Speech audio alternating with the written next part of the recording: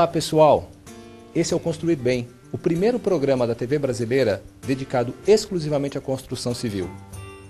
Hoje vamos abordar um insumo ainda pouco difundido no Brasil, as estruturas de madeira. Nosso país tem uma vocação florestal enorme. Temos clima, terra e tecnologia para nos transformarmos numa potência produtora de madeiras. E a madeira é um material facilmente aplicado na construção civil, não só pelas suas propriedades mecânicas e estéticas, mas também pelo seu caráter sustentável. Nos Estados Unidos e no Canadá, a estrutura de madeira responde por mais de 90% da estrutura de todas as casas. Vamos trazer um famoso projeto edificado aqui em São Paulo há cerca de 20 anos, a Casa Hélio Olga. Essa residência já foi tema de mais de 50 revistas pelo mundo inteiro. É uma das obras mais marcantes de nossa arquitetura. Vamos mostrar, através dessa reportagem, como a inventividade e a criatividade brasileira, na mão de bons arquitetos e bons engenheiros, podem trazer soluções incríveis usando esse insumo, a madeira. Caso você tenha uma sugestão de pauta, entre em contato com nossa produção através do e-mail jornalismo@construirbem.net. E você pode assistir todos os programas de nossa série entrando no nosso site www.construirbem.net.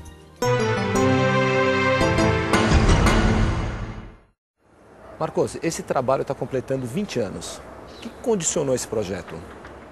Eu vou dizer as principais condicionantes desse projeto. O terreno, evidentemente, que você tem aqui é uma pirambeira com uma declividade de 100%, ou seja, 45 graus. Então é um terreno extremamente difícil. Primeiro isso daí. Em segundo lugar, a questão da orientação, ou seja, a posição em relação ao sol e aos ventos. Essa vertente para cá é para a face sudeste. É uma face que recebe muito sol no verão e no inverno recebe pouco sol e, ao contrário, pior ainda, muito vento frio, que nesse caso vem daquele trecho na face sul, que tem a represa de Guarapiranga. Então vem um vento frio cheio de umidade no inverno. A rua está cá em cima, é ali, ponto mais alto do terreno.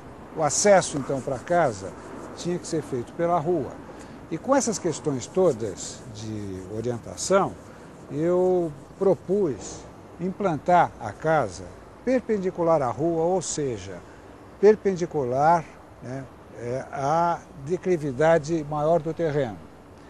Consequência disso foi fazer esse ponto de apoio lá embaixo, ou seja, a 15 metros abaixo da rua, o que nos levou a fazer esse desenho. Com isso, o desenho resolve essa implantação nesse ponto baixo, as fundações estão ali no ponto mais baixo do terreno, e a casa vai sendo montada progressivamente, a estrutura foi sendo feita assim, montada progressivamente e abrindo-se para cima. O nível superior é o nível de sala e serviço, que está no nível da rua. Logo abaixo estão os 3 quartos da família, 3 quartos e 2 banheiros. Mais abaixo ainda, um quarto de hóspede. Embaixo, um salão de jogos dos filhos. Está lá uma mesa de ping-pong. Então, esse desenho equacionou, resolveu o programa. Esse é programa de necessidades, sala, quarto, etc. Resolveu a estrutura, porque você tem uma estrutura simétrica e equilibrada.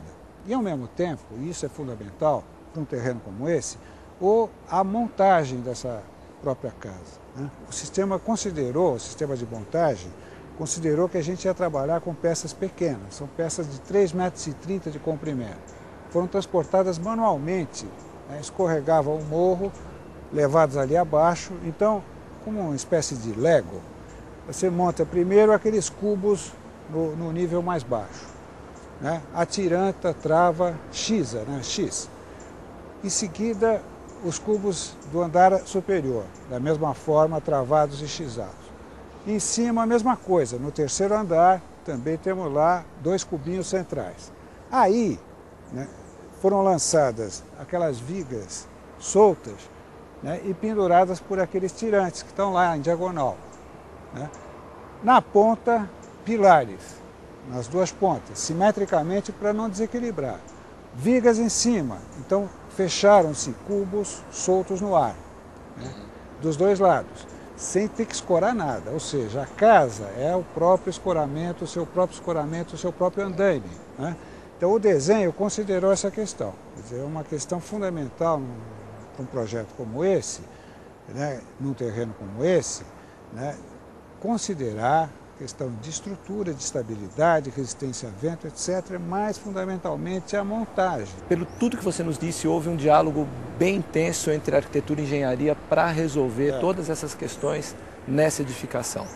Como é que você enxerga atualmente esse diálogo? Ele está fluindo bem? Poderia fluir melhor? Como é que é o estágio do relacionamento entre projeto de arquitetura e execução e engenharia? Eu acho que a gente tem que estar cada vez mais próximo, né? Arquitetos e engenheiros, e essa proximidade tem que ser garantida na formação deles na universidade, né? E esse trabalho conjunto, integrado, é fundamental, né? Eu, em casos como esse, tive a sorte, né, de trabalhar com o engenheiro Hélio Olga. É um trabalho de parceria, o desenho dessa casa, essa concepção inicial, o desenho original, eu fiz, mas depois disso nós trabalhamos, vamos dizer, a quatro mãos para chegar na solução final, tá certo? Considerando dimensionamento, resistência a vento, processos executivos, os detalhes todos, né? Então essa aqui é um belo exemplo de parceria, eu acho que bem sucedida, né, de arquiteto com engenheiro, né? A aparência final é consequência de um processo lógico, né, que considerou tudo isso que eu expliquei, quer dizer, sistema de montagem, estrutura, orientação, né? E tudo, uma coisa que acho que é fundamental, a estratégia, essa é uma coisa que eu me preocupo de cara, desde o início, né? A estratégia de como realizar a obra. Isso mais ou menos norteia toda a concepção do projeto, né? Porque eu não estou fazendo um desenho em abstrato, mas eu estou fazendo um desenho que é um instrumento para realizar uma obra. Então, esse desenho tem que considerar exatamente esse processo de produção da obra, né? Isso é fundamental.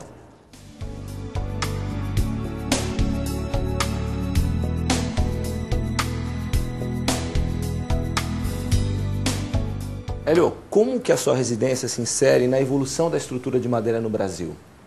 Eu acho que ela representou uma possibilidade de usar o arranjo estrutural de uma forma diferente. Vamos dizer, tradicionalmente se usa pilar viga e nós, com esse sistema treliçado, conseguimos dar uma nova visão para o uso da madeira no Brasil. E como é que começou o trabalho da ITA? Não foi, obviamente, com essa casa. Bom, eu comecei trabalhando com o Zanini em 78, montei algumas estruturas dentro do sistema bem tradicional, pilar viga, e trabalhamos até hoje com isso, né? Sistemas mais convencionais. A casa ela tem uma característica de mostrar a possibilidade do uso do material de uma forma menos convencional, e algumas obras que a gente fez depois foram derivadas dessa casa. Mas o grosso do serviço nosso sempre é sistema pilar viga, um sistema mais tradicional. Que soluções que são essas fundamentais para a gente usar bem uma estrutura de madeira e que estão presentes nesse projeto e nos outros projetos que vocês fazem, ou seja, aquilo que compõe o sistema construtivo da ITA? Olha, o mais importante, que é a questão que todo mundo se preocupa, é a questão de durabilidade. Então, todos os nossos projetos procuram manter a madeira afastada da água. Como é que você faz isso? Beirais grandes, e a conexão da fundação com a estrutura é sempre uma transição metálica, ou em concreto, ou em aço. Aqui tem um modelo que dá para ter uma ideia de uma peça de ancoragem na fundação, que é uma transição metálica, e depois começa o pilar de madeira. Vamos dizer, a durabilidade ela é garantida pelo projeto, e sempre é isso, é elevar a construção do chão, isolar da umidade o pé, e ter um beiral grande. Vamos dizer, uma analogia bem assim. É uma pessoa na chuva, quer dizer, capa e galocha. Se você tiver só a capa, não resolve. Se tiver só a galocha, também não. Você tem que ter o pé longe da água e a cabeça longe da água. A madeira é um material orgânico, ela é em tudo semelhante às pessoas, entendeu? Ela envelhece, ela muda de cor, ela precisa ter um cuidado como todo material orgânico.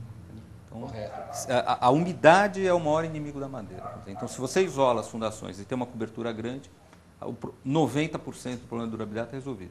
O ataque de inseto em madeira seca, tropical, é muito raro. Quer dizer, muito raro.